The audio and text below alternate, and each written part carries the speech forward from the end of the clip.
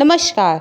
मैं नम्रता आपको रामायण के महत्वपूर्ण पात्र भरत जी के बारे में कुछ रोचक जानकारियाँ दूंगी। चलिए शुरू करते हैं। भरत हिंदू महाकाव्य रामायण में राम के छोटे भाई और राम के वनवास के दौरान अयोध्या के शासक थे। भरत को भगवान विष्णु के पंचजन्य का अवतार माना जाता है।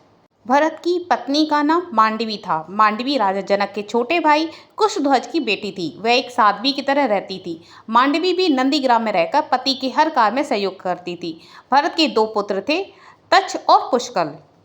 परंपरा के अनुसार श्री राम को गद्दी पर विराजमान होना था, लेकिन मंथरा के भड़काने पर दशरथ पत्नी कैकेयी ने दशरथ से अपने वरदान मांग लिए। वरदान में राम को 14 वर्ष का वनवास और अपने पुत्र भरत को राज सिंहासन देने का वचन ले लिया। भरत ने इसका घोर विद्रोह किया, लेकिन अंततः भरत को राजभार सौंप दिया गया। ऐसे में भरत ने संकल्प लिया कि जब तक मेरे बड़े भाई राम वनवास में से लौट के नहीं आते, मैं अयोध्या में प्रवेश नहीं करूंगा। इसी संकल्प और वचन के चलते भरत ने अयोध्या के पास स्थित नंदीग्राम से राज्यकाल संभाला और चलाया।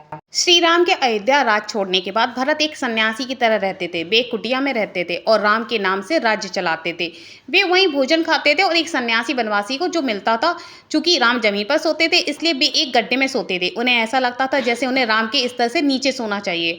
उन्होंने कैकेयी से वादा किया था कि वे कभी उनका चेहरा नहीं देखेंगे और ना ही उन्हें मां कहेंगे। श्री राम के वनवास जाने के बाद उन्होंने राजमहल में कदम नहीं रखा। अयोध्या की प्रजा का कोई भी कार्य होता था या उन्हें भरत से मिलना होता था तो उन्हें राजमहल की बजाय नंदीग्राम की उसी कुटिया में जाकर उनसे मिलना होता था। एक दिन उनकी पत्नी मांडवी भी उनसे मिलने आई और उनके साथ कुटिया में रहने का अनुरोध किया। भरत ने यह कहकर उन्हें वापस लौटा दिया कि उन्हें राजमहल में रहकर माताओं की सेवा करनी है। वे प्रतिदिन भगवान राम की प्रतीक्षा करते रहे और इसी तरह 14 वर्ष बीत गए। जब 14 वर्षों के पश्चात भगवान श्री राम वनवास से लौट आए तो भरत ने खुशी खुशी उन्हें वही अयोध्या सौंप दी जैसी श्री राम उन्हें छोड़कर गए थे। कहा जाता है मांडवी अपने पति के वृद्ध माता पिता की देखभाल के लिए अयोध्या में ही रुक गई। कहा जाता है कि 14 वर्षों तक अपने पति से न मिलने का उन्होंने फैसला किया ताकि वह अपना सारा समय अयोध्या के कल्याण के लिए समर्पित कर सके और अपने भाई की जिम्मेदारियों को पूरा कर सके।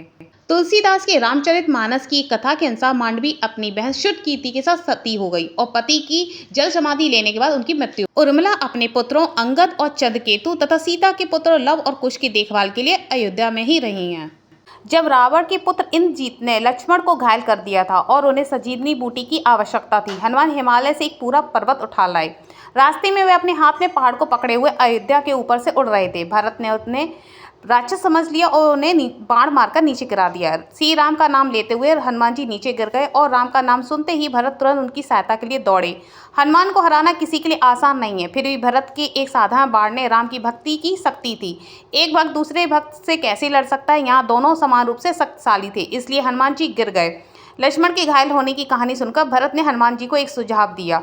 उन्होंने उनसे कहा कि ये पहाड़ आप वापस रखाएं और हनुमान जी ने भरत जी के अनुरोध को स्वीकार कर लिया और वह द्रोणागिरी पर्वत को वापस रखा है।